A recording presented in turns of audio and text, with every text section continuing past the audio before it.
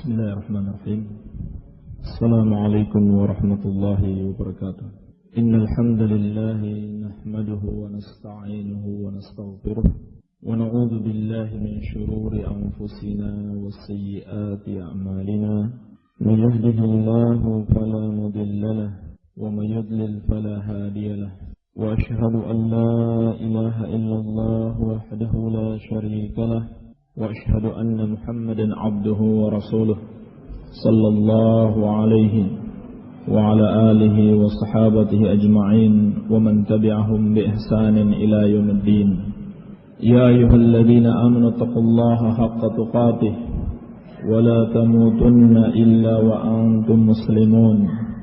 يا أيها الناس اتقوا ربكم الذي خلقكم من نفس واحدة وخلق منها زوجها وبث منهما رجالا كثيرا ونساء واتقوا الله الذي تساءلون به والأرحام إن الله كان عليكم رقيبا. يا أيها الذين آمنوا اتقوا الله وقولوا قولا سديدا يصلح لكم أعمالكم ويغفر لكم ذنوبكم ومن يطع الله ورسوله فقد فاز فوزا عظيما. أما بعد فإن أصدق الحديث كتاب الله وخير الهدي هدي محمد صلى الله عليه وعلى آله وسلم وشر الأمور محدثاتها فإن كل محدثة بدعة وكل بدعة ضلالة وكل ضلالة في النار. إخواني في الدين wa akhwati fillah, kaum muslimin wal muslimat rahimani wa rahimakumullah. Semoga Allah subhanahu wa ta'ala senantiasa mencurahkan rahmatnya kepada kita sekalian. Alhamdulillah, kita bersyukur kepada Allah subhanahu wa ta'ala atas nikmat yang dianugerahkan kepada kita. Di antaranya nikmat yang sangat besar yang kita rasakan pada kesempatan yang mulia ini, yaitu taufik dari Allah subhanahu wa ta'ala, sehingga kita bisa datang di majlis yang mulia ini, di rumah Allah subhanahu wa ta'ala, dalam rangka talabul ilmi syar'i, talabul ilmi syar'i wa tafaqquh fid din, dalam rangka menuntut ilmu agama dan memperdalam ilmu agama tersebut, sehingga kita mengetahui hak-hak Allah subhanahu wa ta'ala yang harus kita tunaikan. Demikian pula kita mengetahui hak-haknya hamba-hamba Allah subhanahu wa ta'ala yang harus kita tunaikan, sebagaimana kita mengetahui larangan-larangan Allah subhanahu wa ta'ala untuk kita tinggalkan. Ini semua adalah nikmat yang Allah subhanahu wa ta'ala anugerahkan kepada seorang hamba. Karena dengan ilmu itu seorang dapat meraih kebaikan, kebaikan di dunia dan kebaikan di akhirat kelak. Ilmu itu lebih mulia dari nikmat apapun, dikarenakan dengan ilmu seorang dapat meraih kebaikan, kebaikan di dunia dan kebaikan di akhirat. Bahkan seluruh kebaikan tidak akan bisa diraih tanpa ilmu. Ilmu adalah kunci kebaikan, sebagaimana sabda Nabi sallallahu alaihi wa ala alihi wasallam di dalam sebuah hadis yang insyaallah taala banyak di antara kita yang sudah mengetahuinya, bahkan menghafalnya, yaitu hadis Muawiyah radhiyallahu anhu yang diriwayatkan al-Imam al-Bukhari dan Imam Muslim. Kata Nabi sallallahu alaihi wasallam, "May yuridillahu bihi khaira yufaqihu fid din." Barang siapa yang Allah subhanahu wa ta'ala inginkan kebaikan padanya, maka Allah akan pahamkan dia dengan agama. Barang siapa yang Allah inginkan kebaikan dalam dirinya, maka apa yang Allah lakukan padanya?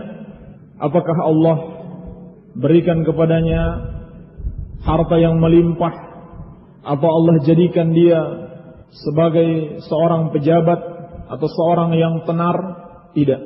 Tetapi Allah Subhanahu wa taala yufaqihu fid din.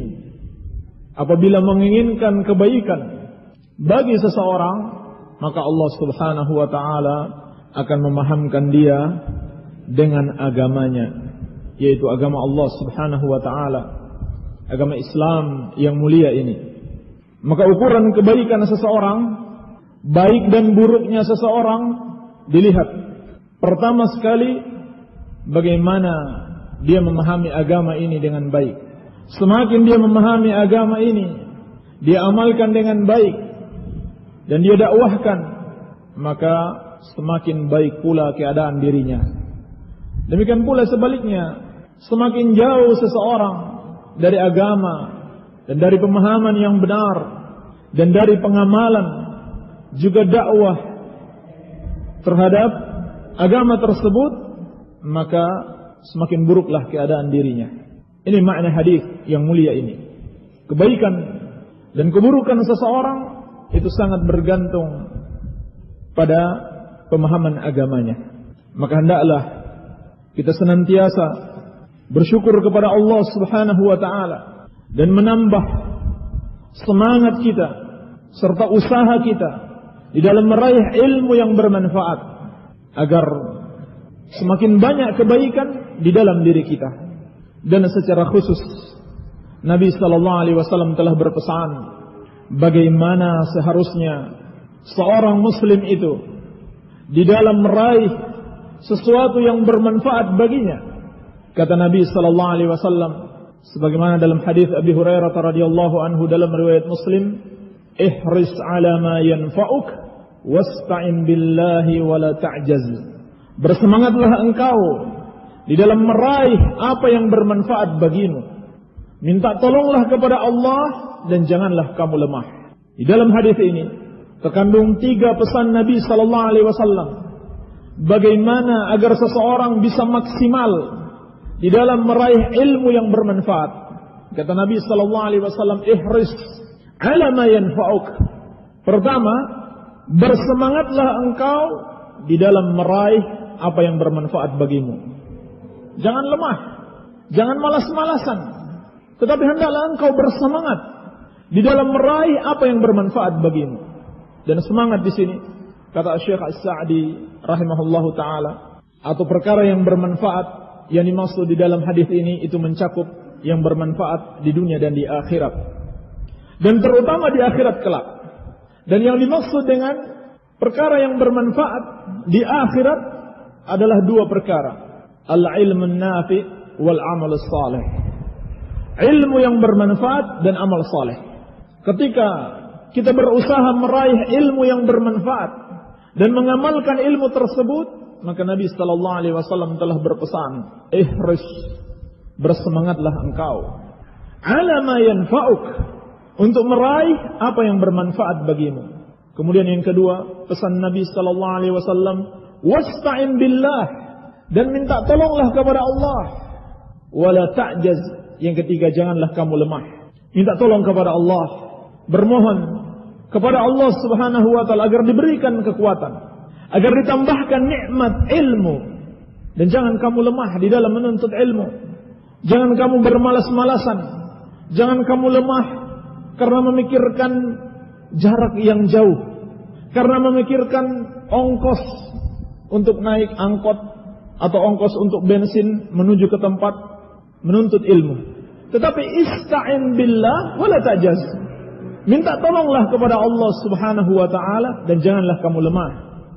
Maka niscaya insyaallah taala Allah Subhanahu wa taala akan menolongmu apabila kamu memiliki kejujuran, apabila kamu memiliki kesungguhan untuk bersemangat di dalam menuntut ilmu agama dan meraih apa-apa yang bermanfaat bagimu. Maka kesempatan yang mulia ini adalah suatu nikmat yang sangat besar yang perlu kita syukuri dan perlu kita mohon pertolongan kepada Allah Subhanahu wa taala agar terus diberikan kemampuan dan ditambahkan kemampuan serta taufik untuk bisa menghadiri majalisul ilm, untuk bisa menghadiri majelis-majelis ilmu agar kita semakin paham, semakin mengerti seperti apa agama yang Allah Subhanahu wa taala turunkan, seperti apa tuntunan Rasulullah sallallahu alaihi wasallam untuk kita ikuti. Dan alhamdulillah pada kesempatan yang mulia ini kita diberikan satu tema yang sangat penting sekali, yaitu tentang kewajiban berpegang teguh dengan manhajus salaf, yaitu manhaj ahlus sunnah wal jamaah, yakni suatu jalan yang dahulu pernah dilalui oleh Rasulullah sallallahu alaihi wasallam dan para sahabatnya. Tema ini sangat penting sekali untuk kita pelajari lebih jauh, untuk kita dalami sepenting apakah, sejauh manakah pentingnya kita memahami permasalahan ini, mengamalkannya dan mendakwahkannya, serta bersabar, sabar dalam mempelajarinya, sabar dalam mengamalkannya, dan sabar di dalam mendakwahkannya. Sesungguhnya setiap hari tidak kurang dari 17 kali kita diperintahkan oleh Allah Subhanahu wa taala untuk berdoa, ihdinas siratal mustaqim, siratal ladzina an'amta 'alaihim ghairil maghdubi 'alaihim waladdallin. Doa ini sangat penting sekali, sampai-sampai Allah tabaraka wa taala memerintahkan kita untuk memohon kepadanya dengan doa ini minimal 17 kali dalam sehari. Bahkan konsekuensinya bisa kafir seseorang apabila dia tidak mengucapkan doa ini. Kenapa? Karena dia bagian dari surat Al-Fatihah, dan surat Al-Fatihah adalah syarat sahnya salat seseorang. La salata liman lam yaqra bi Fatihatil kitab.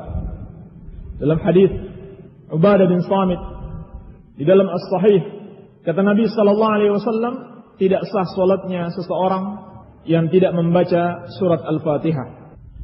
Apabila dia meninggalkan surat Al-Fatihah, dia tidak membaca ayat ini, salatnya tidak sah, dan meninggalkan salat adalah termasuk kekufuran. Sebagaimana dalam hadis Jabir bin Abdullah radhiyallahu taala anhu dalam riwayat Muslim, bainar rajul wa bainasy syirki wal kufri tarkus shalah. Batas yang memisahkan antara seseorang dengan kekafiran dan kesyirikan adalah meninggalkan salat. Kalau begitu, doa yang senantiasa kita ucapkan di dalam salat ini adalah suatu perkara yang sangat penting sekali, dan tidak cukup kita baca sekali saja dalam sehari. Bukankah Allah Subhanahu wa taala Maha mendengar? Allah Maha tahu apa yang kita inginkan. Apa tidak cukup satu kali? Tidak. Tetapi Allah perintahkan minimal 17 kali dalam sehari. Menunjukkan apa? Pentingnya doa ini. Yang menjadi permasalahannya, sudahkah kita mengenal jalan yang lurus itu seperti apa? Kalau kita sudah mengenalnya, sudahkah kita menapaki jalan tersebut? Ini permasalahannya. Jangan sampai setiap hari kita minta, iyyaka ihdinas siratal mustaqim, ya Allah tunjukilah kami jalan yang lurus. Ternyata kita tidak mengerti jalan yang lurus tersebut, karena kita tidak pernah mempelajarinya, karena kita tidak pernah berusaha untuk mengenal jalan yang lurus tersebut. Bukankah kita semua memahami, kalau seorang minta rezeki kepada Allah, dia harus berusaha mencari rezeki tersebut. Kalau seorang memohon kepada Allah agar dianugerahkan seorang anak, dia harus menikah. Dia memohon kepada Allah agar dianugerahkan anak yang soleh, dia harus berusaha mendidik anak tersebut agar menjadi anak yang soleh. Maka demikian pula kita mohon kepada Allah, ihdinas siratal mustaqim, kita juga harus usaha. Usaha yang pertama sekali, kita harus kenal dulu mana itu jalan yang lurus, sehingga kita bisa membedakan yang ini jalan yang lurus dan ini jalan yang bengkok. Dan termasuk rahmat Allah Subhanahu wa taala kepada kita, Allah tabaraka wa taala jadikan jalan yang lurus itu satu, tidak berbilang. Jalan yang lurus itu satu, tidak berpirang, tidak berbilang. Sehingga dengan mudah kita mengenalnya. Bersamaan dengan itu, Allah Subhanahu wa taala merinci jalan yang lurus tersebut dan merinci jalan-jalan yang menyimpang. Wa kadzalika nufassilul ayat walitastabina sabilul mujrimin. Dan demikianlah kami rinci ayat-ayat kami agar menjadi jelas jalannya orang-orang yang jelek, orang-orang yang jahat. Ini termasuk rahmat Allah. Sehingga dengan mudah insyaallah ta'ala kita dapat mengenal jalan yang lurus tersebut. Tetapi kenapa? Masih banyak orang yang bingung. Masih banyak orang yang terpedaya dengan orang-orang yang mengajak kepada jalan yang bengkok, kepada jalan yang salah, jalan yang sesat. Tetapi dengan pakaian atau dengan seruan, inilah jalan yang lurus.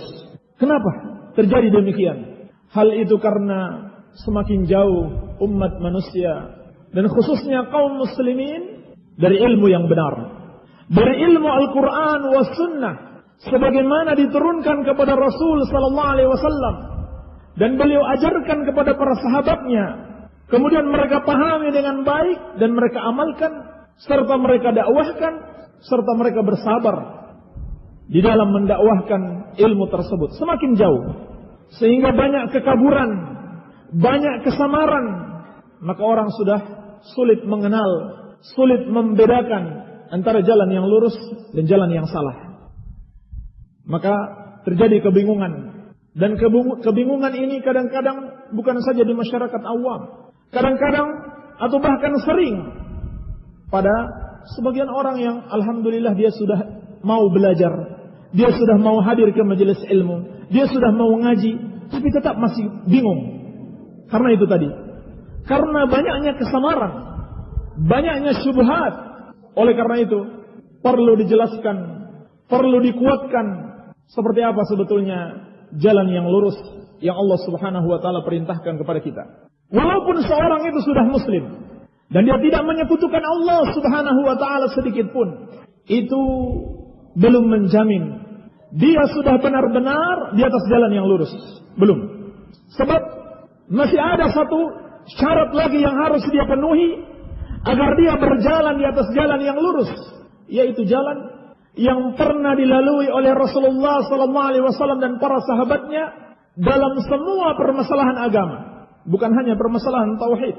Oleh karena itu, makna hidayah yang selalu kita minta kepada Allah Subhanahu wa taala, ihdinas siratal mustaqim. Tunjukilah atau berikanlah kami hidayah kepada jalan yang lurus. Itu mencakup hidayah ila sirat dan hidayah fis sirat.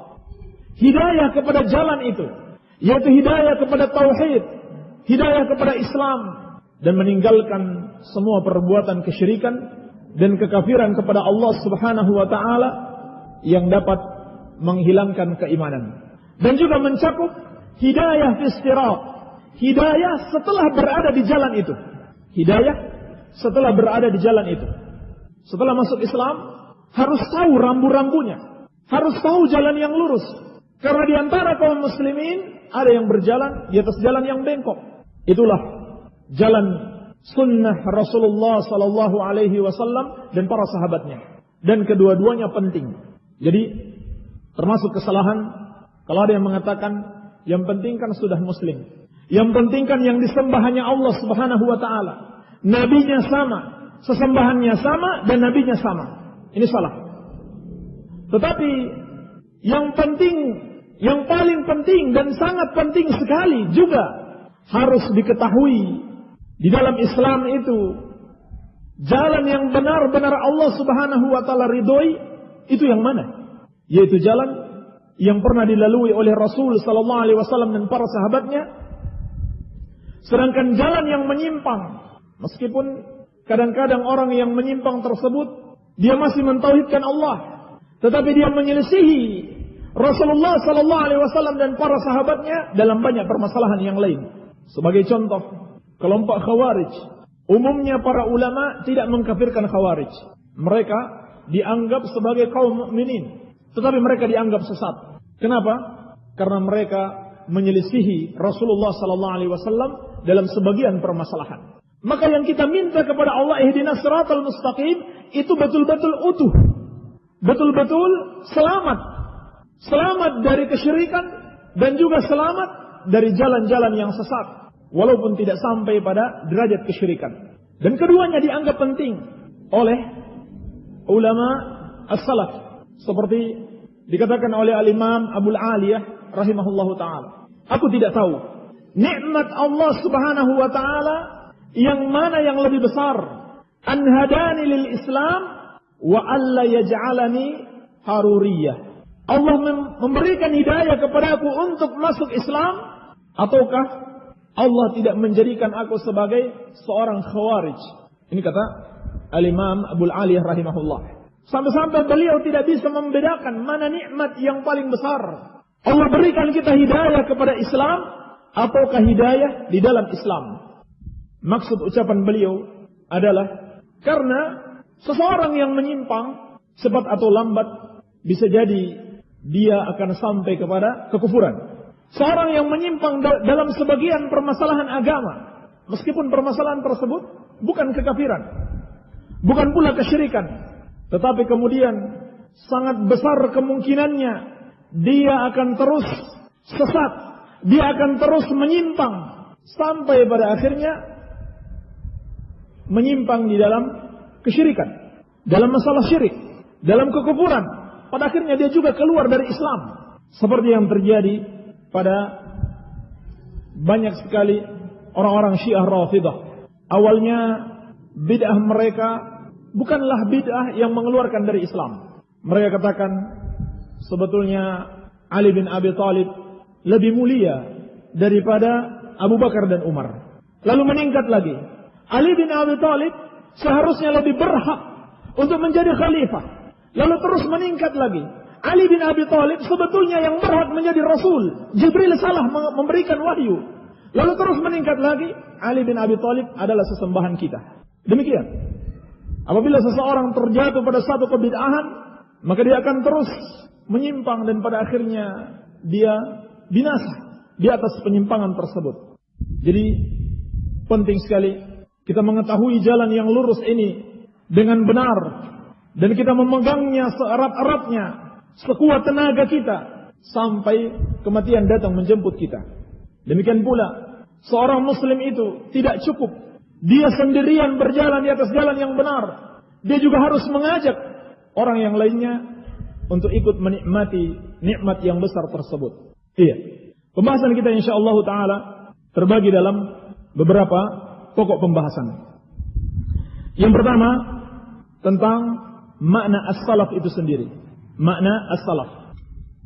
Setelah kita memahami pentingnya kita mengenal dan menapaki jalan yang lurus ini, maka di awal kali perlu kita ketahui apa maknanya. Lughatan wa istilahan, baik secara bahasa maupun istilah. Ibnu Manzur, penulis kitab Lisanul Arab, salah satu kamus bahasa Arab yang menjadi rujukan. Beliau mengatakan was-salaf was-salif was-salfah. Ini maknanya semuanya sama. Adalah al-jamaah al-mutaqaddimun, sekumpulan orang yang telah berlalu. Sekumpulan orang yang telah berlalu. Iya. Ini makna as-salaf menurut bahasa. Ma madha wa taqaddam. Apa yang telah berlalu atau telah mendahului. Adapun makna istilah yang dimaksud dengan as-salaf atau as-salafiyah secara khusus, yakni pengikut salaf, pernah ditanyakan kepada al-lajnah ad-daimah, suatu kumpulan para ulama peneliti yang diketuai oleh Syekh Ibnu Baz rahimahullahu taala. Maka dijelaskan as-salafiyah nisbatun ila salaf. Salafiyah itu nisbah kepada salaf. Was-salaf, adapun salaf, hum sahabatu Rasulillah sallallahu alaihi wasallam, mereka adalah para sahabat Nabi sallallahu alaihi wa alihi wasallam, wa a'immatul huda, dan para imam-imam petunjuk, min ahlil quruni thalatha al-ula, dari 3 generasi yang pertama, yakni 3 generasi umat Islam yang pertama. Alladzina syahida lahum Rasulullah sallallahu alaihi wasallam bil khair, yaitu generasi yang telah dipersaksikan oleh Rasulullah sallallahu alaihi wasallam dengan kebaikan, yakni telah direkomendasi oleh Rasulullah sallallahu alaihi wasallam di dalam hadisnya, khairun nasi qarni, thumma alladhina yalunahum, thumma alladhina yalunahum. Dalam hadis Ibnu Mas'ud radhiyallahu anhu dalam as-sahihain. Sebaik-baik manusia adalah generasiku. Kemudian generasi yang datang setelahnya. Kemudian generasi yang datang setelahnya lagi.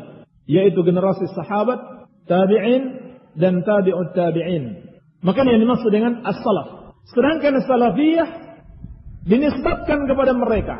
yakni ajaran yang mengikuti ajaran mereka. Was-salafiyun jam'us salafi nisbatan ila salaf. Sedangkan salafiyun, lafaz salafiyun itu jamak dari salafi. Salafi satu orang, salafiyun banyak orang. Adalah nisbat kepada salaf. Wa qad taqaddama ma'nahu, dan telah lewat maknanya, wa humul ladzina saru ala minhajis salaf. Salafiyun itu adalah orang-orang yang berjalan di atas manhajus salaf, metode salaf, jalannya salaf di dalam beragama. Minat tiba'il kitabi wa sunnah wa da'wah ilaihimah wal amal bihimah, yaitu mengikuti Al-Quran wa sunnah, berdakwah kepadanya dan mengamalkan keduanya. Fakanu bidzalika ahlus sunnati wal jamaah. Maka dengan mengikuti salaf di dalam perkara tersebut, mereka itulah yang dimaksud dengan ahlus sunnah wal jamaah. Dikarenakan mengikuti Al-Quran wa sunnah, berdakwah kepadanya dan mengamalkannya sebagaimana yang dipahami dan diamalkan dengan baik oleh generasi salaf terdahulu, maka mereka disebut sebagai ahlus sunnah wal jamaah. Baik, ini makna salaf lughatan wa istilahan. Jadi salaf secara bahasa adalah orang-orang yang terdahulu, dan yang dimaksud adalah para sahabat tabi'in wa tabi'ut tabi'in, dan pengikutnya disebut sebagai salafi, atau dengan kata lain ahlus sunnah wal jamaah. Pembahasan yang kedua tentang at-tahdiduz zamani. Kapan dimulai penggunaan istilah salaf? Kapan dimulai penggunaan istilah salaf? Di zaman apa dimulai? Ini perlu diketahui sebab ada sebagian orang yang mengatakan ini sesuatu yang baru. Istilahnya tidak dikenal oleh para ulama. Padahal baru bukan karena tidak ada sebelumnya, cuman dia sendiri yang belum tahu. Dan yang dia maksud dengan ulama itu ternyata ulama di kelompoknya, yang memang sebetulnya tidak pantas dikategorikan sebagai ulama. Jadi jangan terlalu mudah kita percaya kalau seorang mengatakan menurut ulama, padahal yang dia maksud ulama yang ada di kelompoknya. Belum tentu betul-betul sebagai ulama yang hakiki. Maka di sini akan kita bahas bagaimana lafaz salaf ini telah diucapkan dahulu, bahkan semasa Rasulullah sallallahu alaihi wasallam hidup. Seperti di dalam hadis Aisyah radhiyallahu anha dalam riwayat Bukhari dan Muslim, Nabi sallallahu alaihi wasallam bersabda kepada anaknya Fatimah radhiyallahu anha, "Ni'mas salafu ana, ni'mas salafu laki ana, ni'mas salafu laki ana." Sebaik-baik salaf bagimu adalah aku. Yani sebaik-baik orang yang mendahului engkau adalah aku. Ini dalam riwayat Bukhari dan Muslim. Kemudian di akhir masa sahabat yang mulia Anas bin Malik radhiyallahu anhu pernah berkata, ini di akhir masa sahabat, yakni ketika sahabat sudah banyak yang meninggal dunia, lalu banyak orang yang baru masuk Islam, sehingga muncul banyak penyimpangan. Karena banyak orang yang masuk Islam dan mereka ini mudah terpengaruh, atau bahkan mereka sendiri masih membawa ajaran-ajaran dari agama mereka yang lama dan belum mau mereka tinggalkan. Bahkan sebagian di antara mereka memang sengaja pura-pura masuk Islam untuk merusak.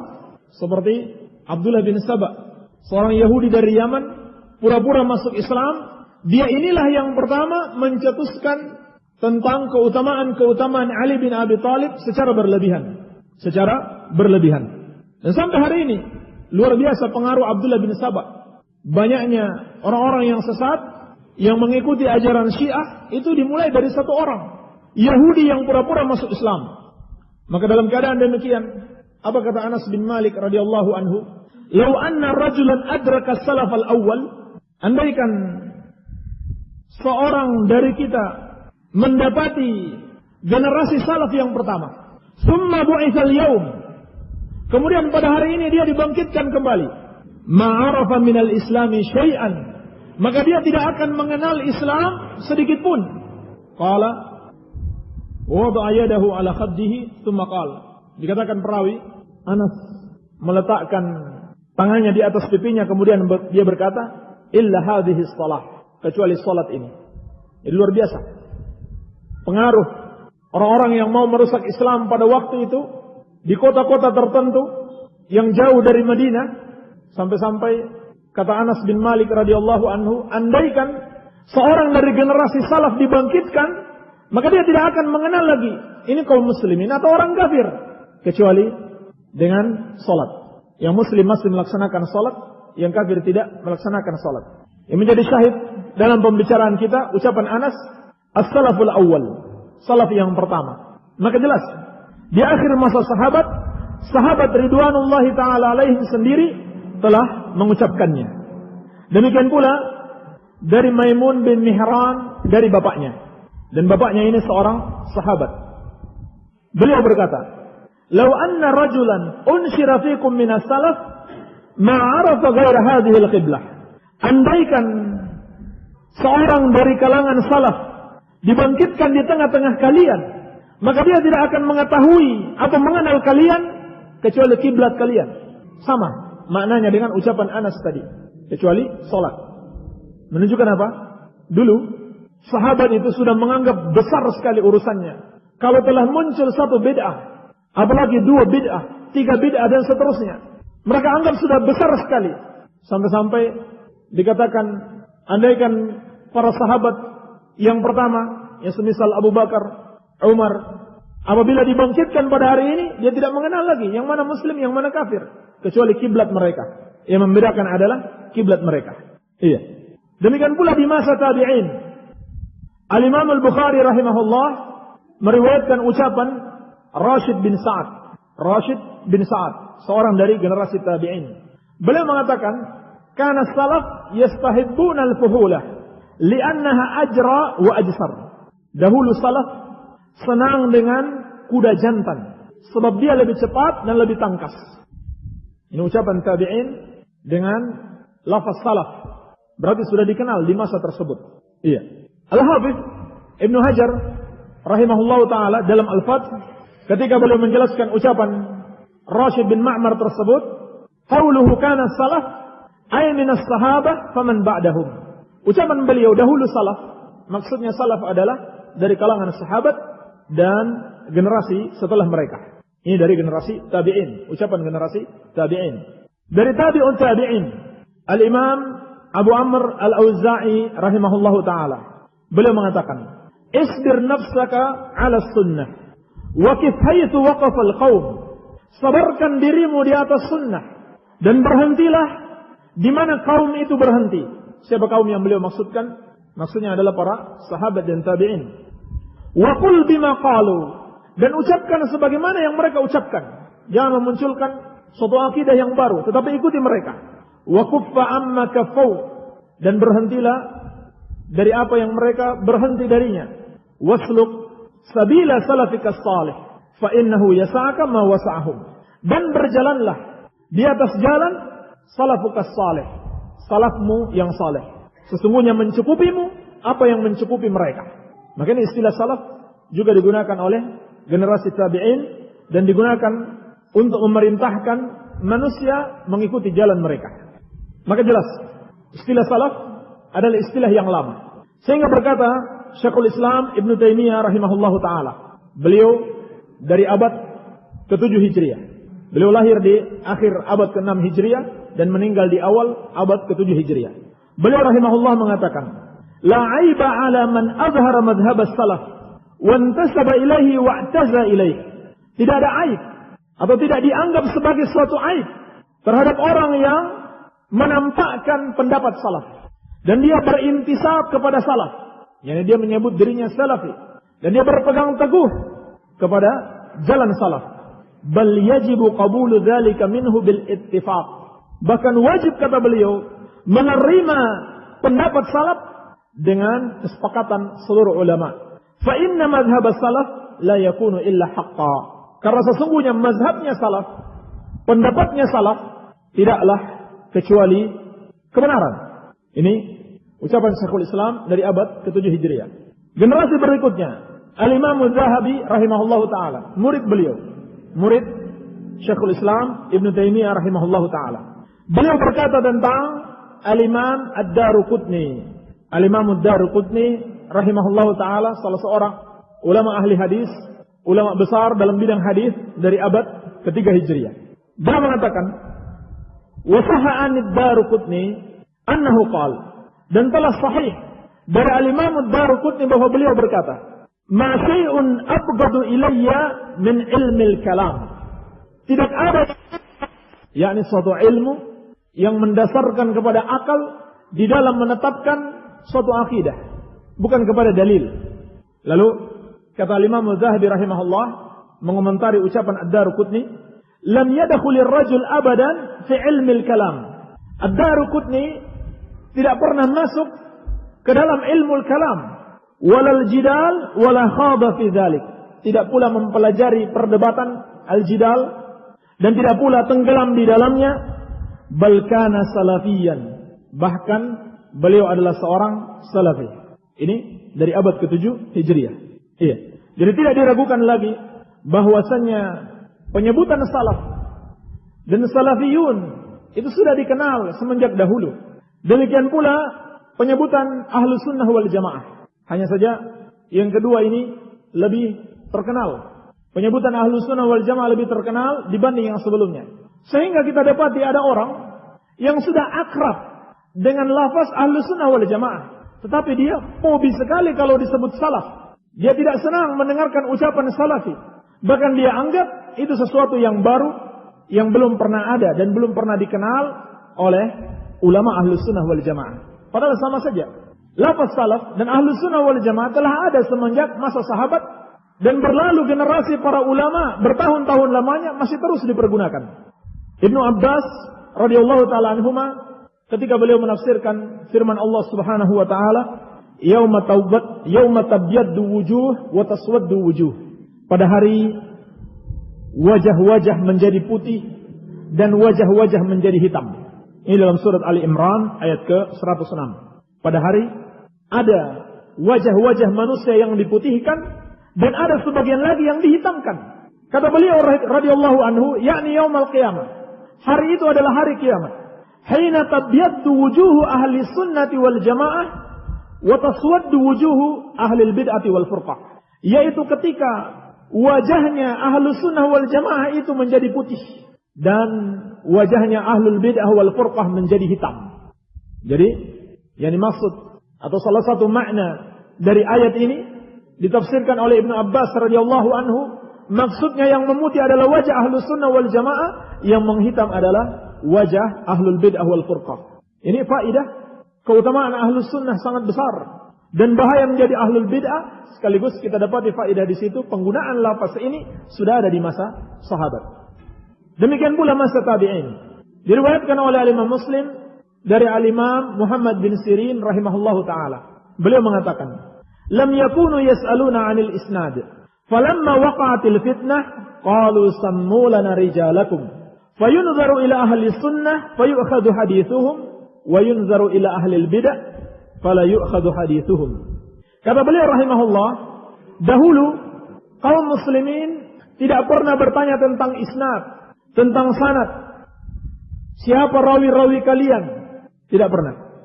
Namun ketika terjadi fitnah yang dimaksud adalah pembunuhan Utsman radhiyallahu anhu.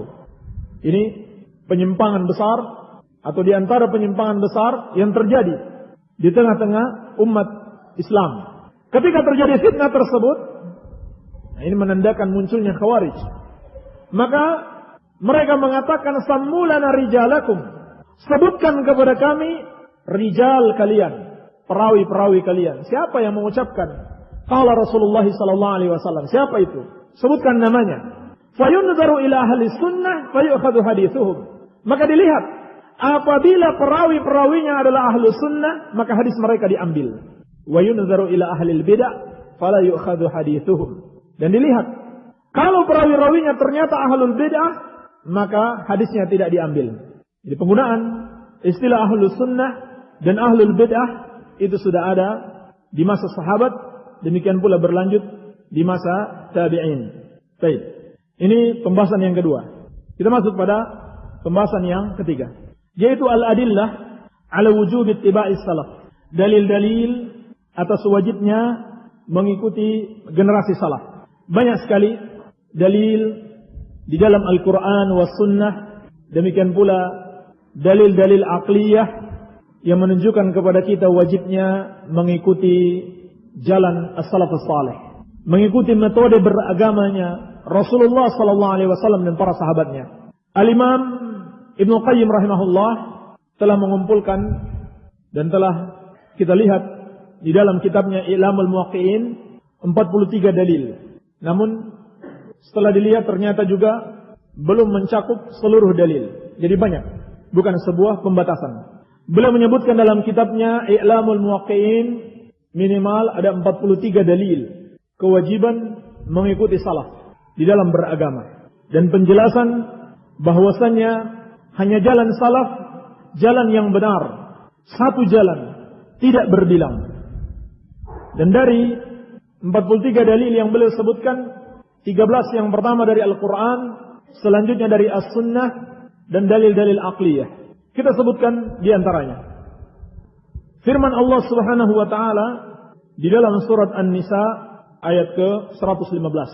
Allah Subhanahu wa taala berfirman, "Wa may yushaqiqir rasula min ba'di ma tabayyana lahul huda wa yattabi' ghayra sabilil mu'minin nuwallihi ma tawalla wa nuslihi jahannam wa sa'at masira." Kata Allah Jalla wa Ala, dan barang siapa yang menentang Rasul setelah jelas kebenaran itu baginya, dan dia mengikuti selain jalannya orang-orang yang beriman, maka kami biarkan dia sesat dan kami masukkan dia ke neraka Jahannam, dan itulah seburuk-buruknya tempat kembali. Yang menjadi syahid di dalam ayat ini adalah firman Allah Subhanahu wa taala, "Wa yattabi' ghaira sabilil mu'minin." Di dalam ayat ini Allah jelaskan dua penyimpangan atau dua kesalahan umat manusia yang akan menyebabkan mereka itu sesat dan semakin sesat, dan juga menyebabkan mereka dimasukkan ke neraka Jahannam. Apa itu? Yang pertama, syakkur Rasul min ba'di an tabayyana lahul huda, menentang Rasul setelah jelas kebenaran baginya. Dan yang kedua, ittiba' ghairi sabilil mu'minin, mengikuti selain jalannya orang-orang yang beriman. Dikatakan para ulama, dua perkara ini saling mengikuti satu dengan yang lainnya. Kalau menentang Rasul berarti tidak mengikuti jalannya orang-orang yang beriman. Kalau tidak mengikuti jalan orang-orang yang beriman berarti menentang Rasul. Jadi dua penyimpangan ini saling terkait. Siapa saja yang menentang Rasul berarti dia tidak mengikuti jalannya orang-orang yang beriman. Dan siapa saja yang tidak mengikuti jalannya orang-orang yang beriman, maka berarti dia menentang Rasul. Dan siapakah orang-orang yang beriman ketika ayat ini turun? Tidak ada lain kecuali para sahabat ridwanullahi ta'ala alaihim ajma'in. Tidak ada yang lain. Betul, orang-orang yang beriman itu umum, tetapi orang-orang yang beriman setelahnya tidak dianggap beriman atau tidak dianggap benar-benar beriman kecuali dia mengikuti jalannya orang-orang yang beriman yang sebelumnya, yakni para sahabat ridwanullahi ta'ala alaihim. Inilah dalil yang pertama yang dijadikan para ulama sebagai dalil yang sangat tegas, karena Allah Subhanahu wa taala mengancam siapa saja yang tidak mengikuti jalannya orang-orang yang beriman, yaitu para sahabat ridwanullahi ta'ala alaihim, dengan apa? Dengan kesesatan dan juga dengan neraka Jahannam. Iya. Dalil yang kedua adalah firman Allah Subhanahu wa taala di dalam surat At-Taubah ayat ke-100. Was-sabiquna al-awwaluna minal muhajirin wal ansar walladzina tabauhum bi ihsan. Dan orang-orang yang pertama masuk Islam yang telah mendahului kita dari kalangan muhajirin dan ansar. Ini lebih tegas lagi tentang siapa mereka. Kalau ayat yang sebelumnya hanya dikatakan mukminin Kalau ini lebih tegas lagi, al-muhajirin wal ansar. Sahabat muhajirin wal ansar. Walladzina taba'uhum bi ihsan. Dan orang-orang yang mengikuti mereka dengan baik, radhiyallahu anhum wa radu'an. Allah ridho kepada mereka dan mereka pun ridho kepada Allah Subhanahu wa taala. Wa a'adda lahum jannatin tajri tahtaha al-anhar. Dan Allah siapkan bagi mereka surga yang mengalir di bawahnya sungai-sungai. Khalidina fiha abadan. Mereka kekal di dalamnya selama-lamanya. Dzalikal fawzul azim. Itulah kemenangan yang besar. Di dalam ayat yang mulia ini, Allah Subhanahu wa taala mengabarkan kepada kita tentang satu generasi yang telah Allah ridhoi dan telah Allah jamin bagi mereka surga. Jadi, pertama dijelaskan siapa generasi itu, yaitu al-muhajirin wal ansar. Yang kedua dijelaskan keutamaan mereka. Keutamaan mereka di dunia ada dua. Di dunia dan akhirat. Pertama di dunia mereka diridhoi Allah Subhanahu wa taala. Dan di akhirat mereka akan dianugerahkan surga. Dan itu suatu kepastian. Allah tidak mungkin menyalahi janjinya. Mereka akan dianugerahkan surga yang mengalir di bawahnya sungai-sungai. Dan itulah kemenangan yang besar. Jadi apa yang dimaksud dengan ridho di dunia ini? Dikatakan para ulama, maksudnya adalah Allah Subhanahu wa taala telah meridhoi mereka di dalam beragama. yakni akidah mereka telah Allah ridhoi. Kalau saja akidah mereka menyimpang, tidak mungkin Allah ridhoi. Demikian pula amalan mereka, pemahaman mereka. Kalau saja ada penyimpangan di situ, tentunya Allah Subhanahu wa taala tidak akan mungkin meridhoinya. Maka siapa saja yang menginginkan keridhaan Allah Subhanahu wa taala, tidak ada jalan baginya kecuali mengikuti generasi yang telah diridhoi. Bagaimana bisa seorang mendapatkan ridha Allah dalam keadaan dia mengikuti generasi yang belum diridhoi oleh Allah Subhanahu wa taala? Iya.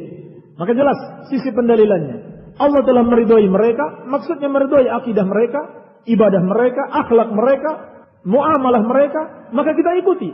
Kalau kita ingin mendapatkan keridhaan Allah Subhanahu wa taala, ikuti jalan mereka. Demikian pula Allah kabarkan kenikmatan yang sudah dipastikan dan dijanjikan kepada mereka adalah surga yang mengalir di bawahnya sungai-sungai, suatu kemenangan yang besar.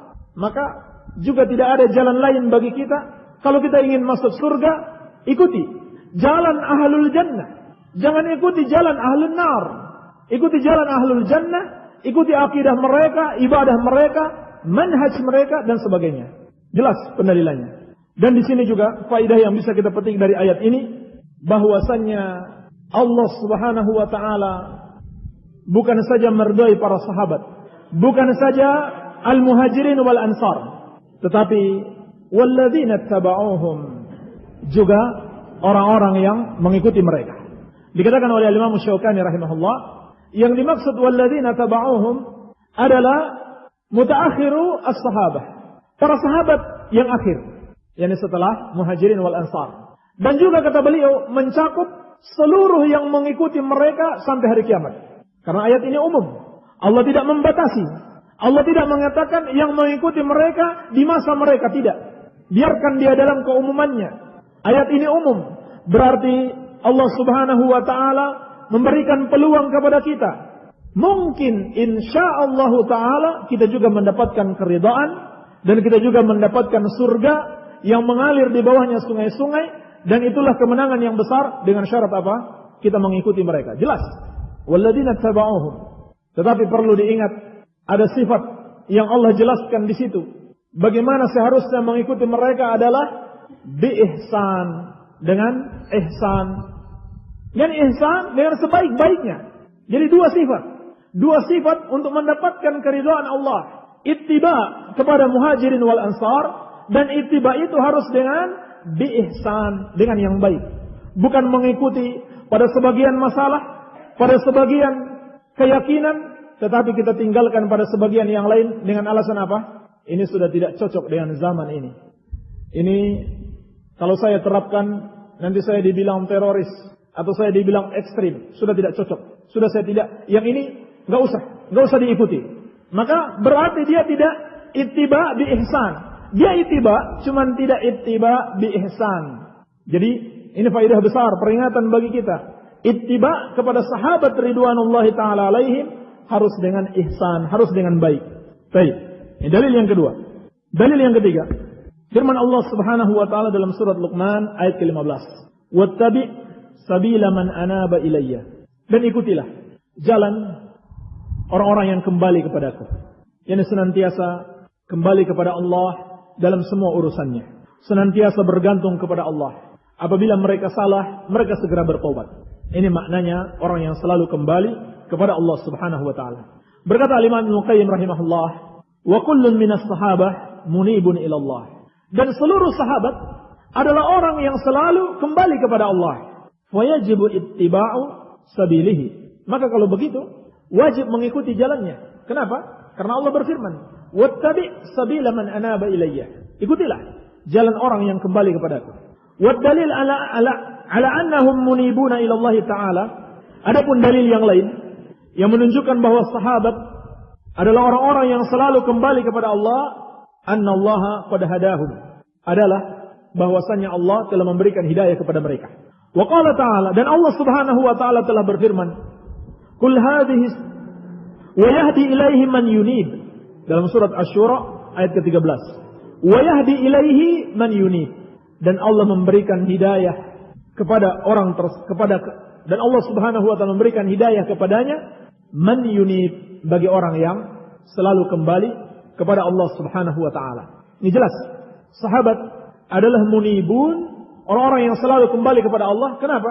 Karena Allah telah memberikan hidayah kepada mereka. Hanya orang yang selalu kembali kepada Allah, yang selalu bergantung kepada Allah, yang akan diberikan hidayah. Maka para sahabat telah diberikan hidayah. Dalil yang berikutnya di dalam surat Yusuf, Allah Subhanahu wa taala berfirman, "Qul hadhihi sabili ad'u ila Allahi ala basiratin ana wa man ittaba'ani."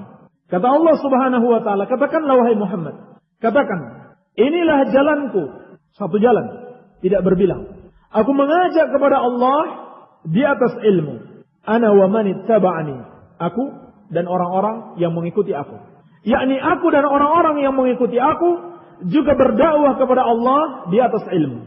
Juga berdakwah kepada Allah di atas ilmu. Ayat ini jelas. Nabi SAW mengabarkan bahwasannya orang-orang yang mengikuti beliau, siapa mereka? Tidak lain adalah sahabat. Mereka itu adalah orang-orang yang berdakwah kepada Allah di atas ilmu. Dan Allah perintahkan kita untuk mengikuti orang yang mengajak kepada Allah. Ajibu da'i Allahi wa aminu bih. Ajibu da'i Allahi wa aminu bih. Jawablah panggilan orang yang mengajak kalian kepada Allah dan berimanlah kepadanya. Maka siapapun yang mengajak kita kepada Allah Subhanahu wa taala dengan ilmu, wajib bagi kita untuk menjawab seruannya, yakni mengikuti dia. Maka jelas ayat ini menunjukkan kewajiban mengikuti as-sahabah. Ayat yang lain atau dalil berikutnya adalah firman Allah Subhanahu wa taala dalam surat An-Naml ayat ke-59. Alhamdulillah wa salamun ala ibadihi alladhina istafa. Alhamdulillah wa salamun ala ibadihi alladhina istafa. Segala puji bagi Allah dan keselamatan atas hamba-hambanya yang telah Dia pilih, yakni hamba-hamba pilihannya. Berkata Ibnu Abbas radhiyallahu taala anhuma tentang siapa yang dimaksud dengan hamba-hamba pilihan tersebut. Hum ashabu Muhammadin sallallahu alaihi wa alihi wasallam. Istafahumullahu linabiyhi. Mereka itu adalah sahabat Nabi sallallahu alaihi wa alihi wasallam. Allah Subhanahu wa taala telah memilih mereka untuk menemani nabinya. Dan ini juga terkandung padanya dalil akal. Selain dalil syar'i yang menunjukkan bahwasannya para sahabat itu adalah orang-orang terpilih. Jelas di dalam surat An-Naml ayat ke-59. Wa salamun ala ibadihi alladzina istafa. Dan keselamatan atas hamba-hambanya yang Dia pilih.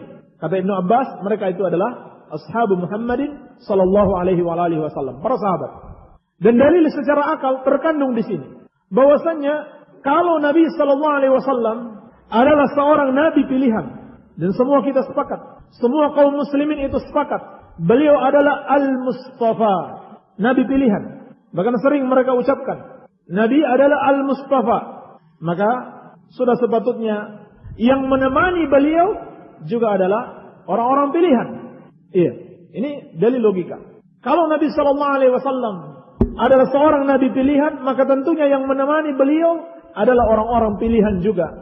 Dan seperti dalam asar Ibnu Mas'ud radhiyallahu anhu, kata beliau, Allah telah melihat hatinya para sahabat dan Allah dapati hati mereka itu adalah hati yang paling baik, maka Allah Subhanahu wa taala memilih mereka untuk menemani nabinya sallallahu alaihi wasallam. Dalil yang lain juga dari Al-Qur'an dalam surat At-Taubah ayat ke-119. Allah Subhanahu wa taala berfirman, "Ya ayyuhalladzina amanu taqullaha wa kunu ma'as shadiqin." Wahai orang-orang yang beriman, bertakwalah kepada Allah dan hendaklah kalian bersama orang-orang yang benar. Ini perintah Allah. Wa kunu ma'as shadiqin. Hendaklah kalian bersama orang-orang yang benar. Mari kita perhatikan ayat ini. Allah perintahkan dua perkara, tidak cukup satu. Allah perintahkan untuk takwa kepadanya dan juga Allah perintahkan agar kita bersama orang-orang yang benar. Maksudnya bersama mereka, mengikuti jalan mereka. Berkata Ibnu Umar radhiyallahu taala anhuma, yang dimaksud dengan orang-orang yang benar dalam ayat ini adalah ma'a Muhammadin sallallahu alaihi wasallam wa ashabihi. Yakni bersama Nabi Muhammad sallallahu alaihi wasallam dan para sahabatnya. Ibnu Umar radhiyallahu anhuma yang belajar tafsir langsung dari Rasulullah sallallahu alaihi wasallam, beliau tidak cukup mengatakan bersama Nabi Muhammad, tapi beliau menekankan juga bersama para sahabatnya. Berkata Ad-Dhahhak, yang dimaksud orang-orang yang benar dalam ayat ini ma'abi Bakar wa Umar wa ashabihima, yakni bersama Abu Bakar, bersama Umar dan para sahabat mereka berdua. Jadi ini jelas perintah Allah Subhanahu wa taala, wa kunu ma'as shadiqin, dan hendaklah kalian bersama orang-orang yang benar, yakni bersama para sahabat ridwanullahi taala alaihim ajmain. Hati-hati. Baik. Ini dalil-dalil dari Al-Qur'anul Karim. Adapun dalil-dalil dari As-Sunnah sangat banyak sekali. Kita sebutkan sebagiannya. Tadi kita sudah sebutkan dalil di dalam As-Sahihain dari Abdullah bin Mas'ud radhiyallahu taala anhu. Sabda Nabi sallallahu alaihi wasallam, "Khairun nasi qarni, tsumma alladziina yalunahum, tsumma alladziina yalunahum." Sebaik-baik manusia adalah generasiku. Kemudian generasi yang datang setelahnya. Kemudian generasi yang datang setelahnya lagi. Kata para ulama, ini bukan sekedar pengabaran. Ini bukan sekedar al-khabar. Tetapi al-khabar yufidul amr. Khabar yang mengandung perintah. Maksudnya, kalau mereka generasi terbaik, maka hendaklah kalian menjadikan mereka sebagai teladan. Hendaklah kalian jadikan mereka sebagai teladan. Iya. Ini makna sabda Nabi sallallahu alaihi wasallam tersebut. Dalil yang lain dari As-Sunnah diriwayatkan oleh Al-Imam Ibnu Majah di dalam sunannya dan juga para imam yang lainnya dari sahabat yang mulia Auf bin Malik radhiyallahu anhu, beliau berkata, Rasulullah sallallahu alaihi wasallam bersabda, "Walladzi nafsu Muhammadin biyadihi." Demi zat yang jiwa Muhammad ada di tangannya. "La taftariqanna ummati ala 73 firqah." Umatku akan berpecah menjadi 73 golongan. Umatku akan berpecah menjadi 73 golongan. Wahidatun fil jannah wa sintani wa sab'una fin nar. Satu di surga dan 72 di neraka. Qila ya Rasulullah manhum? Dikatakan ya Rasulullah, siapa mereka? Nabi sallallahu alaihi wasallam ditanya siapa mereka? Tapi beliau tidak mengatakan siapa mereka. Beliau menyebutkan sifatnya. Sehingga sifat ini bisa oleh siapa saja. Qala al-jamaah, yaitu adalah al-jamaah. Dan di dalam riwayat At-Tirmidzi dari hadis Abdullah bin Amr bin As radhiyallahu taala anhuma dijelaskan makna al-jamaah itu. Ketika Nabi sallallahu alaihi wasallam ditanya, "Manhum?" Siapa mereka? Maka beliau bersabda, "Ma ana alaihi wa ashabi." Yaitu al-jamaah yang mereka itu ma ana alaihi wa ashabi, yang mengikuti aku dan para sahabatku. Yang mengikuti aku dan para sahabatku. Ini dalil sebetulnya yang paling tegas. Yang paling tegas yang menunjukkan seluruh jalan umat Islam. Dari 73 jalan tersebut semuanya salah. Semuanya sesat. Semuanya akan mengantarkan orang yang berjalan di atasnya ke neraka. Hanya satu yang selamat. Hanya satu yang dapat mengantarkan mereka ke surga. Yaitu ma'ana alaihi wa ashabi. Yang mengikuti aku dan para sahabatku. Yang mengikuti aku dan para sahabatku. Jelas. Dan ini juga sifatnya umum. Siapa saja yang mengikuti Rasul sallallahu alaihi wasallam dan para sahabatnya, maka dialah orang yang selamat. Jadi bukan milik golongan tertentu, bukan milik kelompok tertentu atau generasi tertentu, tetapi milik semua orang dengan syarat apa? Mereka mengikuti Rasul sallallahu alaihi wasallam dan para sahabatnya. Iya. Demikian pula dalam hadis Al-Irbad bin Sariyah radhiyallahu anhu yang diriwayatkan oleh Imam Abu Dawud, At-Tirmidzi dan selainnya, Nabi sallallahu alaihi wasallam bersabda, "Usikum bi taqwallahi azza wa jalla was-sam'i wat-tha'ah wa in ta'ammara 'alaikum 'abdun fa innahu man ya'ish minkum ba'di fasayara ikhtilafan katsira." Aku wasiatkan kepada kalian untuk bertakwa kepada Allah serta mendengar dan taat kepada pemimpin kalian, walaupun yang memimpin kalian adalah seorang budak. Karena sesungguhnya siapapun di antara kalian yang hidup sepeninggalku, maka dia akan melihat perselisihan yang banyak. Nabi SAW mengabarkan kepada kita masalah yang akan kita hadapi. Perselisihan yang banyak. Perselisihan apa maksudnya? Perselisihan umat manusia di dalam akidah mereka, di dalam manhaj dan ibadah mereka. Ini maksudnya. Dan juga mencakup perselisihan di dalam peperangan-peperangan mereka. Nabi SAW mengabarkan kepada kita tentang masalah yang pasti kita hadapi sepeninggal Rasul SAW. Dan itu terbukti. Dan itu dari wahyu Allah Subhanahu wa ta'ala. Karena Allah telah mengabarkan, la yantiqu 'anil hawa in huwa illa wahyu yuha. Tidak ada yang beliau ucapkan kecuali wahyu yang diwahyukan kepadanya. Tidak ada dari hawa nafsunya. Maka bukan saja masalah yang Nabi SAW sampaikan kepada kita, tapi beliau juga mengabarkan solusi. Bagaimana solusinya? Agar kita selamat dari perselisihan dan dari penyimpangan tersebut. Fa'alaikum bisunnati wa sunnatil khulafa'ir rasyidin al-mahdiyyin min ba'di tamassaku biha wa addu 'alaiha bin nawajid. Maka ketika kalian menghadapi perselisihan tersebut, apa yang harus kalian lakukan? Apakah kalian diam saja atau kalian mengikuti salah satu pendapat yang ada yang dimunculkan oleh orang-orang setelah Rasul sallallahu alaihi wasallam? Tidak. Tetapi hendaklah kalian berpegang teguh dengan sunnahku dan sunnah al-khulafa'ur rasyidin. Kata Nabi, sunnahku.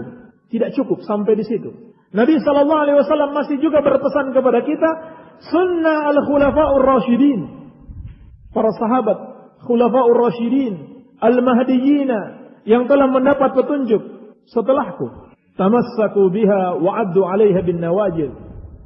Nabi sallallahu alaihi wasallam belum cukup mengatakan wajib bagi kalian berpegang teguh dengannya, masih beliau tekankan tamassaku biha, peganglah erat-erat, wa addu 'alaiha bin nawajid, dan gigitlah sunnah tersebut dengan gigi geraham kalian.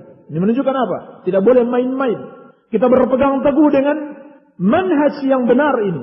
Tidak boleh biasa-biasa saja di dalam berjalan di atas sunnah ini. Harus betul-betul bersungguh-sungguh sampai digambarkan gigit, sebagaimana kalian menggigit dengan gigi geraham kalian. Jadi pegang kuat-kuat, pegang erat-erat, jangan dilepaskan.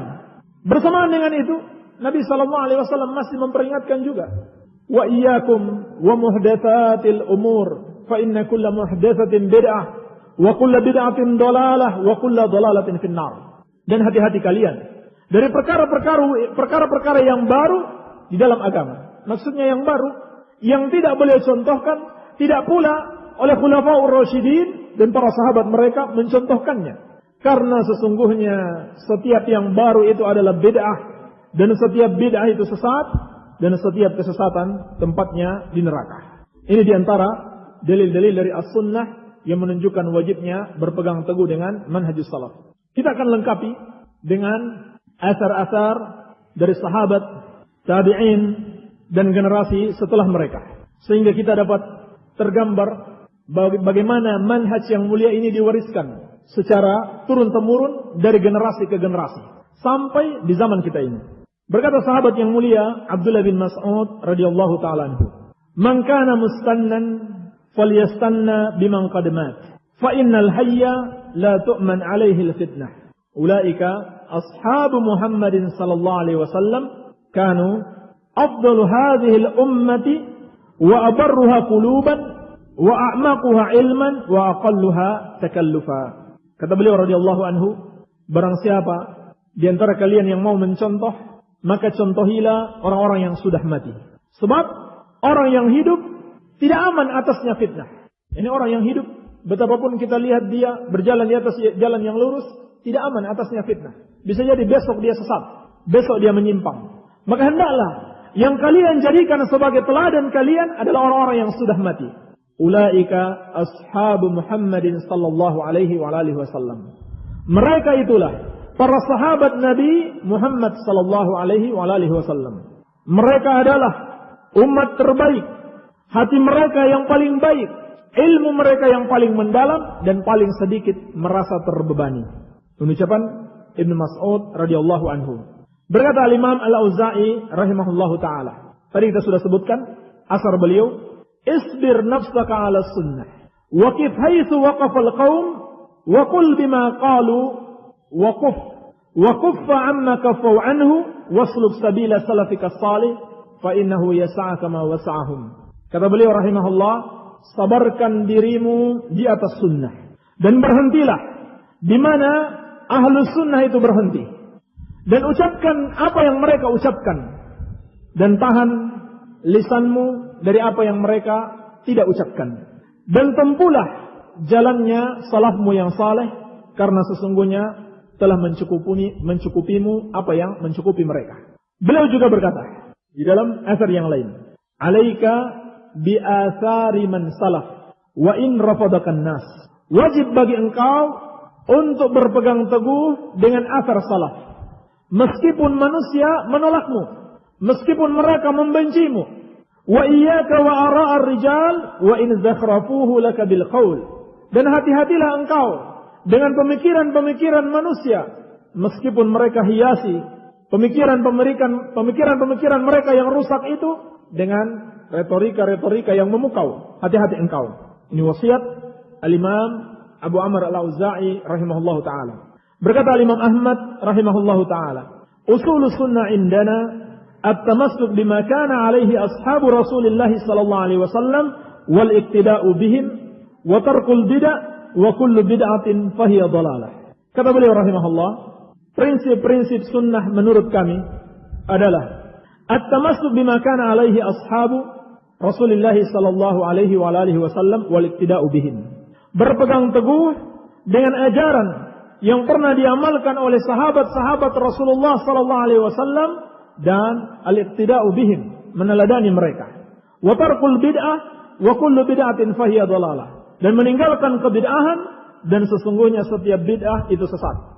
Ini ucapan Al-Imam Ahmad rahimahullahu taala. Berkata Al-Imam Ibnu Qudamah Al-Maqdisi rahimahullah, faqad tsabata wujub ittiba'i salaf rahmatullahi taala alaihim bil kitabi was sunnah wal ijma'. Ini sebagai penutup, berkata Al-Imam Ibnu Qudamah Al-Maqdisi rahimahullah, telah tetap kewajiban mengikuti salaf. Semoga Allah merahmati mereka semuanya berdasarkan Al-Kitab, Was-Sunnah dan Al-Ijma'. Jadi ini sudah ijma', ini sudah sepakat para ulama, tidak ada perbedaan pendapat lagi. Tidak ada perbedaan pendapat lagi. Maka tidak ada pilihan lain.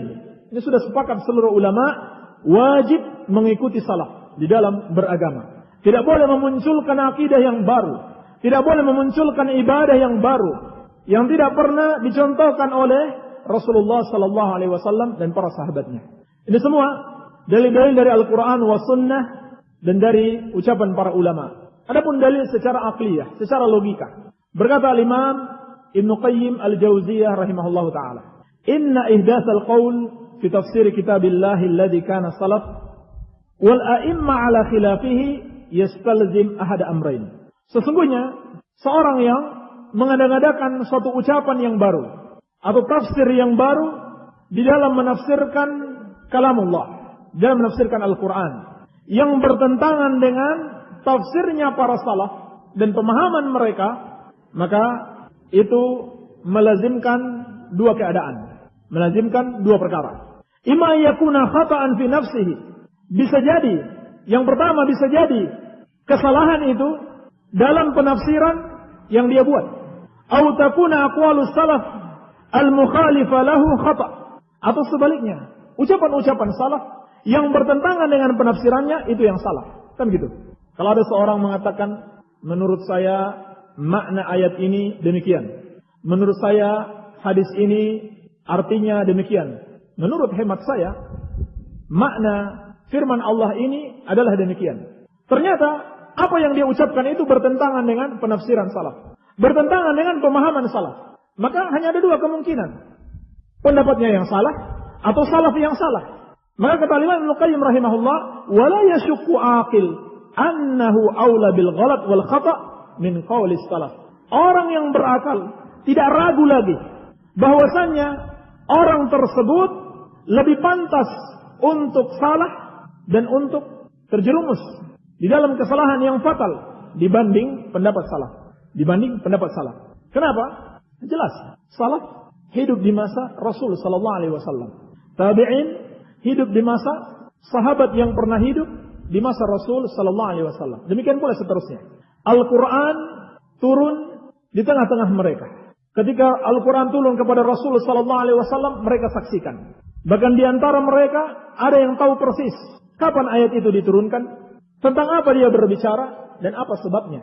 Dan Al-Qur'an turun juga dengan bahasa mereka, bahasa ibu mereka, dan mereka dididik langsung oleh Rasul sallallahu alaihi wasallam. Apabila mereka salah dan Rasul sallallahu alaihi wasallam mengetahuinya, tidak mungkin didiamkan oleh Nabi sallallahu alaihi wasallam. Maka akal yang sehat akan mengatakan, dalam memahami Islam, di dalam memahami Al-Quran was sunnah, lebih pantas mereka untuk diikuti dibanding generasi setelahnya, apalagi generasi hari ini. Iya, lebih pantas mereka diikuti. Jelas, dalil-dalil Al-Quran was sunnah dan ucapan serta ijma'us salaf, ijma' ulama akan wajibnya mengikuti salaf. Demikian pula dalil-dalil secara logika. Masih ada dua pembahasan.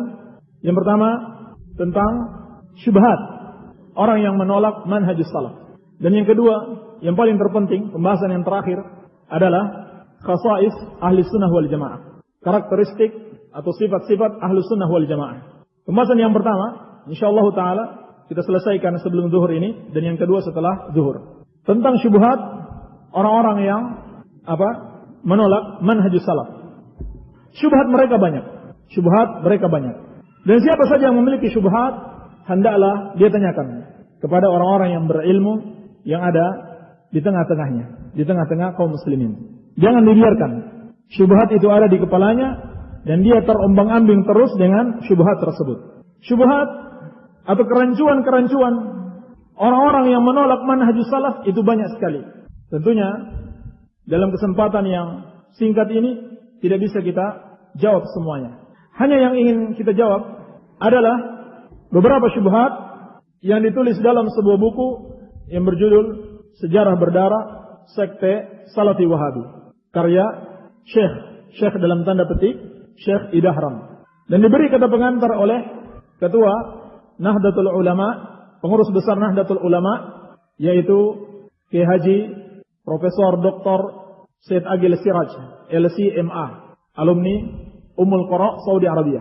Dan kepemimpinannya di NU telah banyak digugat oleh para kiai NU itu sendiri. Kenapa? Karena banyak penyimpangan-penyimpangan, keanehan-keanehan yang dia lakukan, yang tidak dilakukan oleh ketua sebelumnya.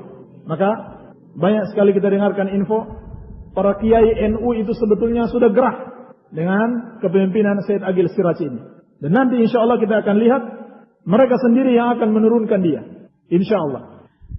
Di antara syubhat yang disebutkan dalam buku tersebut, alhamdulillah sudah kami jawab dalam sebuah buku yang berjudul Salafi Antara Tuduhan dan Kenyataan. Ada 4 syubhat penting. Syubhat yang pertama, katanya Allah Subhanahu wa taala di dalam Al-Qur'an memerintahkan kita untuk mengembalikan kepada Al-Qur'an wa sunnah. Allah tidak mengatakan dikembalikan kepada pemahaman salaf. Ini kata penulis buku tersebut yang didukung oleh Syed Agil Siraj. Yakni tentang firman Allah Subhanahu wa taala, fa in tanaza'tum fi syai' farudduhu ila Allah war Rasul. Apabila kalian berbeda pendapat di dalam suatu masalah, maka kembalikanlah kepada Allah dan Rasulnya, yakni kepada Al-Quran wa Sunnah. Kata dia, Allah Subhanahu wa Ta'ala tidak memerintahkan untuk dikembalikan kepada pemahaman salaf atau manhajus salaf, tetapi kepada siapa? Kepada Al-Quran wa Sunnah. Maka jawabannya sederhana sekali. Dalil-dalil yang kita jelaskan semuanya tadi menunjukkan bahwasannya Allah Subhanahu wa Ta'ala juga memerintahkan untuk kembali kepada Al-Quran wa Sunnah. Allah Subhanahu wa Ta'ala memerintahkan untuk kembali kepada pemahaman sahabat. Jelas, tidak perlu kita ulangi lagi. Dalil-dalil dari Al-Quran sendiri dan dari As-Sunnah tentang perintah-perintah Allah untuk kita kembali, untuk kita berpegang teguh dan berjalan di atas manhajus salaf. Lalu, apakah dalil-dalil tersebut dan dalil yang ini bertentangan? Tidak mungkin. Tidak mungkin dalil-dalil tersebut bertentangan, sebab Allah Subhanahu wa Ta'ala berfirman, "Afala yatadabbaruna al-Qur'an walau kana min indi ghairillahi lawajadu fihi ikhtilafan katsira." Apakah mereka tidak mentadabburi Al-Qur'an? Andai saja Al-Qur'an itu berasal dari selain Allah Subhanahu wa Ta'ala, maka tentunya mereka akan dapati padanya pertentangan yang banyak. Kalau begitu tidak mungkin bertentangan antara ayat ini dan itu. Maka makna kembali kepada Allah dan Rasulnya atau kembali kepada Al-Quran wa Sunnah itu sudah mencakup. Sudah mencakup kembali kepada manhajus salaf. Sudah mencakup kembali kepada manhajus salaf. Sebab Al-Quran wa Sunnah itu sendiri memerintahkan untuk kembali kepada manhajus salaf. Iya.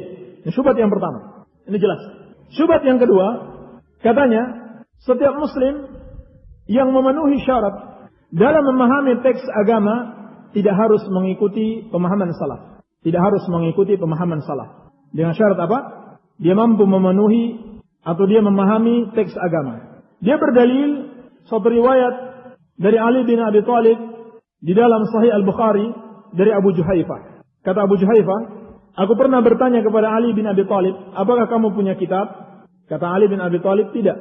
Kecuali Al-Quran atau pemahaman yang diberikan Allah Subhanahu wa Ta'ala kepada seorang muslim. Demikian jawab Ali bin Abi Thalib radhiyallahu anhu. Kecuali Al-Quran dan pemahaman yang Allah berikan kepada seorang muslim. Dari ucapan beliau tersebut diartikan, kalau begitu orang yang memenuhi syarat, yakni mampu memahami teks-teks agama, berarti dia boleh berpemahaman sendiri, tidak mengikuti pemahaman salaf. Ini dalilnya. Maka kita katakan, yang pertama, justru dalil itu alaihi, bukan lahu. Dalil itu atasnya, bukan baginya. Dan ini semua pendalilan ahlul bid'ah seperti itu. Mereka menyangka dalil itu membelanya, padahal justru dalil itu menyalahkan mereka. Dan ini banyak sekali. Mereka sebutkan dalil-dalil, mereka sangka dalil tersebut membela pemahaman mereka, justru sebaliknya dalil-dalil itu menyalahkan mereka. Ucapan Ali bin Abi Thalib radhiyallahu anhu, kecuali Al-Quran. Maka kalau begitu, ikuti Al-Quran. Al-Quran sudah perintahkan untuk mengikuti sahabat, ikuti sahabat. Ini jawaban yang pertama. Jawaban yang kedua, kata Ali bin Abi Thalib, kecuali pemahaman yang benar. Kecuali pemahaman yang diberikan Allah Subhanahu wa Ta'ala kepada seorang muslim. Maka kita katakan, kalau pemahaman itu benar, tidak mungkin dia bertentangan dengan Al-Quran wa Sunnah yang telah memerintahkan untuk mengikuti sahabat. Kalau pemahaman seseorang benar, tidak mungkin dia bertentangan dengan Al-Quran wa Sunnah yang telah memerintahkan untuk mengikuti sahabat. Dan dalil tadi, atau ucapan Imam Ibnu Qayyim tadi, telah kita sebutkan, orang yang menafsirkan satu ayat Al-Quran, atau memahami suatu teks dari Al-Quran atau As-Sunnah, lalu pemahamannya dia bertentangan dengan pemahaman salaf. Hanya ada dua keadaan. Apakah dia yang salah, ataukah salaf yang salah? Tentunya yang lebih pantas untuk salah, menurut akal yang sehat, adalah orang tersebut bukannya salaf. Iya. Dan masih ada sisi-sisi jawaban yang lain yang saya sebutkan di dalam buku bantahan. Mungkin tidak bisa kita sebutkan semuanya, cukup dua itu saja. Syubhat yang ketiga. Penulisnya mengatakan, dan buku ini subhanallah, terakhir yang saya dengarkan sudah 13 kali cetakan. Hanya dalam waktu beberapa bulan saja. Dan bukan seperti penerbit kita, sekali cetak 2.000 paling banyak. Mereka cetak sampai 10 ribuan atau lebih. Dan ternyata bukunya itu dibagi-bagi gratis. Ya. Sebagiannya dibagi-bagi gratis. Ada donatur mereka memborong buku-buku tersebut dan dibagi-bagi gratis di beberapa lembaga tertentu. Iya. Syubhat ketiga yang disebutkan oleh penulis buku tersebut, bahwasannya salaf dari kalangan sahabat dan tabi'in dan generasi setelahnya telah berbeda pendapat di dalam berbagai masalah. Maka kalau begitu kata dia, salaf mana yang harus diikuti? Salaf berbeda pendapat dalam banyak masalah. Salaf mana yang harus diikuti? Jadi menurut dia, kalau begitu tidak wajib mengikuti salaf. Toh salaf sendiri berbeda pendapat. Ini barangkali syubhat yang paling kuat di dalam bukunya tersebut. Dan dia sebutkan contoh-contohnya. Walaupun secara rinci kita telah membantah contoh-contoh yang dia sebutkan itu tidak benar. Contoh-contoh yang dia sebutkan itu tidak benar. Seperti misalkan katanya salaf berbeda pendapat. Siapa yang lebih mulia? Apakah Ali bin Abi Thalib atau Abu Bakar? Dikatakan ada perbedaan sahabat. Dia sebutkan riwayat-riwayat. Padahal riwayat-riwayatnya dhaif dan yang benar ulama seluruhnya sepakat Abu Bakar radhiyallahu taala anhu adalah orang yang paling mulia setelah Rasulullah sallallahu alaihi wasallam di dalam umat ini. Iya, ini sebutkan sejumlah contoh, itu pun contohnya salah, bukan contoh yang benar. Namun ini syubhat yang kuat. Lalu salaf mana yang akan kita ikuti? Setelah kita tahu kewajiban mengikuti sahabat, kewajiban mengikuti jalan para salaf, bagaimana kalau salaf berbeda pendapat? Mana yang mau kita ikuti? Maka sebelum kita masuk ke situ, yang pertama kita tekankan dulu, apabila sahabat sepakat, tidak ada pilihan lain bagi kita untuk mengikuti jalan tersebut. Sebab Nabi sallallahu alaihi wasallam bersabda di dalam hadis Abdullah bin Umar radhiyallahu taala anhuma yang diriwayatkan oleh Imam Tirmidzi dan disahihkan oleh Syekh Al-Albani rahimahullah. Inna Allah la yajma'u ummati atau qala ummat Muhammad sallallahu alaihi wasallam ala dhalalatin wa yadullahi ma'al jamaah. Sesungguhnya Allah tidak mungkin menyatukan umatku atau umat Muhammad sallallahu alaihi wasallam di atas kesesatan dan tangan Allah bersama al-jamaah. Allah tidak mungkin menyatukan umatnya di atas kesesatan. Jadi kalau sahabat sudah sepakat, demikian pula para ulama setelahnya telah sepakat dalam satu permasalahannya, dalam satu permasalahan itu sudah pasti benar. Itu sudah pasti benar, tidak mungkin salah. Kenapa? Karena Allah tidak akan mungkin menyatukan umatnya atau umat Rasulullah sallallahu alaihi wasallam di atas kesesatan. Maka apabila sahabat telah sepakat, tidak ada jalan lain bagi kita kecuali mengambilnya. Dan ulama muhaqqiqin telah menjelaskan bahwa dalam seluruh permasalahan akidah tidak ada perbedaan pendapat para sahabat. Sebagaimana yang dikatakan Al-Imam Syatibi di dalam Al-I'tisam atau di dalam Al-Muwafaqat. Anda tidak ingat apakah dalam I'tisam atau Muwafaqat. Beliau mengatakan para sahabat tidak ada perbedaan pendapat sedikit pun di dalam masalah akidah. Sehingga alhamdulillah contoh-contoh perbedaan sahabat dalam masalah akidah yang disebutkan kita sudah bantah semuanya. Tidak benar. Tidak benar kalau dikatakan sahabat berbeda pendapat dalam masalah akidah tersebut. Sampai-sampai dalam masalah yang disebut dan diistilahkan oleh mereka furu'ul akidah. Masalah furu' di dalam akidah yaitu tentang Nabi sallallahu alaihi wasallam apakah melihat Allah dengan mata kepalanya atau dengan mata hatinya? Sebetulnya tidak ada perbedaan pendapat. Sebetulnya tidak ada perbedaan pendapat di dalam masalah tersebut. Yang benar, Nabi sallallahu alaihi wasallam melihat Allah dengan mata hatinya, bukan dengan mata kepalanya. Iya. Maka Al-Imam Syatibi rahimahullah, demikian pula Al-Imam Ibnu Qayyim rahimahullah. Beliau telah menyebutkan di antaranya dalam masalah asma wa sifat, sahabat tidak berbeda pendapat sedikit pun dalam masalah asma wa sifat. Perselisihan itu datang setelah masa sahabat. Setelah tadi yang kita sebutkan banyak orang masuk Islam masih membawa pemikiran yang lama dan orang-orang yang pura-pura masuk Islam yang merusak Islam dari dalam. Ini baru muncul perbedaan sahabat. Walaupun mereka berbeda di dalam sebagian, dan ini tidak banyak, sebagian permasalahan fikih, sebagian permasalahan amaliyah, dan ini sedikit, tidak banyak. Tetapi dalam masalah akidah para sahabat itu satu. Iya. Kemudian kita katakan, lalu bagaimana kalau kita dapati perbedaan sahabat di dalam masalah-masalah amaliyah tersebut, dalam masalah-masalah fikih? Maka telah berpesan Al-Imam Syafi'i rahimahullahu taala. Panutan kita, Al-Imam Muhammad bin Idris Asy-Syafi'i rahimahullahu taala telah berpesan kepada kita. Bagaimana cara kita menghadapi khilaf sahabat? Kata beliau rahimahullah, "Idza ijtama'u akhadna bijtima'ihim." Apabila sahabat sepakat, maka kita ambil kesepakatan mereka. Wa in qala wahiduhum wa lam yukhalifhu ghairuhu akhadna biqaulihi. Dan apabila seorang sahabat berpendapat dan tidak diselisihi oleh sahabat yang lainnya, maka kita juga mengambil pendapat tersebut. Fa in ikhtalafu akhadna biqauli ba'dihim wa lam nakhruj min aqawilihim kullihim. Lalu kata Imam Syafi'i rahimahullah, apabila sahabat berbeda pendapat, maka kita ambil sebagian dari pendapat mereka dan kita tidak boleh keluar dari seluruh pendapat mereka. Ini solusinya. Gampang sekali. Kalau sahabat memiliki dua pendapat dalam satu masalah, jangan buat pendapat yang ketiga. Yang ketiga itu sudah pasti salah. Tetapi ambil salah satu dari pendapat sahabat. Kalau sahabat memiliki tiga pendapat dalam satu masalah, ambil salah satunya. Ambil salah satunya. Jangan buat pendapat yang keempat. Lalu pendapat mana yang harus kita ambil? Imam Syafi'i rahimahullah ta'ala juga mengatakan, wa idza qala ar-rajulani minhum fi syai'in qaulain mukhtalafain nazartu.